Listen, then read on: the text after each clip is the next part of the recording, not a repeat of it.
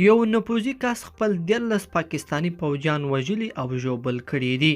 د بلوچستان په کیچ سیمه کې یو نفوذي پوځي د پاکستان پوځیانو په یو قرارګاه کې پر خپلو پوځي ملګرو ناتار ډزې کړي دي چې له امله یې 6 تنه پوځیان ځای پر ځای وژل شوي او نور یې ټپیان کړي دي. دغه پیښه د کیچ په بلنګور سیمه کې شوې ده. سرحد ورځپاڼې ته له سیمې په رسېدلو معلوماتو کې ویل شوي چې برید کوونکی پوځي شریف نومیده او په ځوابي ډزو کې دی هم وژل شوی دی. د ترلاسه شویو معلوماتو په اساس شریف د ډوډۍ خوړلو پر مهال پر خپلو ملګرو شاجور تش کړی او وروسته دی هم ویشتل شوی دی. په پیښه کې د وژل شوو پوځیانو نومونه حوالدار غلام دستگیر احمد نواز، محمد اشرم، بلال حسین، حوالدار غلام، فرید او محمد شعباز ښوول شوي دي.